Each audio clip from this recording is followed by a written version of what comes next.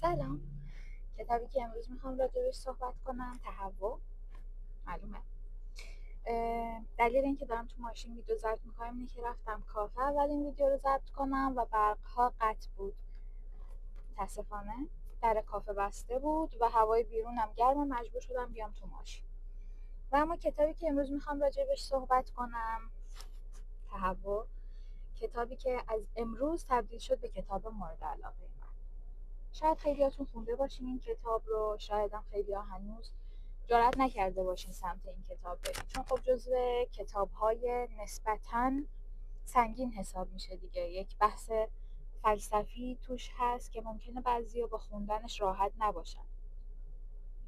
من عادت دارم به خوندن اینا، درسته زیاد نمیخونم ولی خب تجربه قبلی داشتم، به خاطر همین فضای این کتاب ها رو راحت تر درک میکنم. اما برای کسی که تازه شروع میکنه، واقعا شاید تو 1/4 ابتدایی کتاب خیلی چیزا براش قابل فهم نباشه. اون اسمی که برای کتاب گذاشتم واقعا برازندشه، چون باعث میشه شما از شدت گیج بودن از این ذهن و چیزهایی که توی این کتاب نوشته شده احساس تهوع بهتون دست بده. اما هرچی جلوتر میره بهتون قول میدم قراره خیلی چیزای قشنگی رو تجربه کنید. این کتاب اولین کتاب این نویسنده است. ترجمه‌ای که من خوندم ترجمه آقای حسین سلیمانی نژاد، نشر چشمه. خیلی متنش قشنگ بود، ترجمه عالی و من به شدت با این کتاب عشق کردم. یه چیز جالبی که من داشتم در مورد این کتاب، عادت دارم وقتی که یک کتابی تموم میکنم راجع به اون کتاب با هوش مصنوعی صحبت میکنم و نظرات جالبی در مورد کتابا بهم میده. حتی برای انتخاب کتاب بعدی بعضی وقتا باش مشورت میکنم.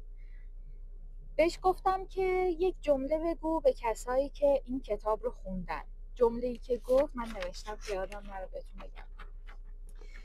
گفت که اگه تهوع رو خوندی و هنوز حالت خوبه، یعنی یا کاملا فهمیدی یا هنوز هیچی نفهمیدی. هر دو شروع خوبیه. فهمش شاید یکم سخت باشه ولی بازم میگم اگر ادامه بدین خوندنش رو، آخرش خیلی قراره خوشحالتون کنه که این کتاب رو خوندین و دوستش خواهید داشت. یه جمله هم به کسایی که این کتاب رو نخوندن از سمت هوش مصنوعی بگیم: اگه هنوز تهوع رو نخوندی، بدون که این کتاب یه آینه است. یا تو رو از خودت میترسونه یا وادارت میکنه برای اولین بار واقعا خودت رو ببینی. نوبتی هم باشه نوبت خوندن تکه هایی از این کتابه. من یک دفترچه‌ای دارم، فکر کنم تقریبا 3 سال پیش خریدمش. اینم اینجا بهتون نشون بدم. از نیکولند گرفتم، کتابخانه کوچک من. در واقع این شکلیه که من میام کتابایی که خوندم، تکه هایی که برام قشنگ بوده رو اینجا می نویسم. اینجا اسم کتاب، اسم نویسنده، متنی که دوست داشتم، بعضی وقتا نظرم رو راجبش می نویسم و این پایینم بهش امتیاز میدم. مثلا این کتابی که اینجا 4 امتیاز گرفته کتاب وقتی نیچه گریست بوده. آخرین کتابی که توش نوشتم همین تهوع. میخوام چیزایی که اینجا برام جالب بوده نوشته رو براتون بخونم. کسانی که با جامعه زندگی می‌کنند یاد گرفتند همانطوری که مقابل دوستانشان ظاهر می‌شوند خودشان را در آینه ببینند. این بخش کلاً در مورد این صحبت می‌کرد که اون چیزی که در نظر ما از قیافه خودمون ها، نه صرفاً برای بقیه، زشت یا زیباست، همش حاصل تفکر افراد دیگه‌ای که تو زندگیمونه.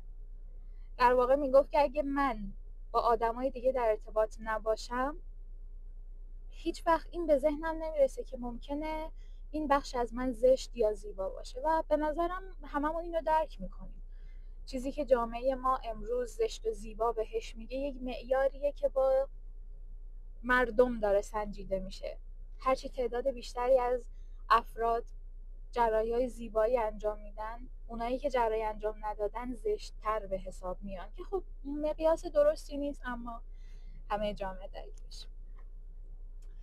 یه جمله دیگه‌ش هم که به نظرم خیلی قشنگ بود، میگفت برای اینکه پیش پا افتاده ترین رویداد تبدیل شود به ماجرا، لازم است شروع کنید به تعریف کردنش. آدم با این کار گول میخورد. هر چیزی برای تمام شدن شروع می شود. ماجرا کش و قوس ندارد، فقط با مرگش معنا پیدا می کند. هر لحظه فقط برای برآوردن لحظه‌های بعدی ظاهر می‌شود. به تک تک لحظه‌ها با دل و جان می‌چسبم. می‌دانم یکیست و جایگزینی ندارد. با وجود این هیچ حرکتی نمی‌کنم تا جلوی نابود شدنش را بگیرم.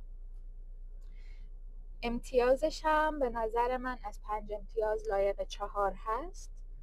بازم میگم این که یک کتاب برای همه جذاب باشه یا نه یک سلیقه شخصیه. شما ممکنه سبکی که میپسندید این سبک نباشه، اما اگه طرفدار رمان‌های تا حدودی فلسفی هستین، به نظر من خوندن این کتاب خالی از لطف نیست.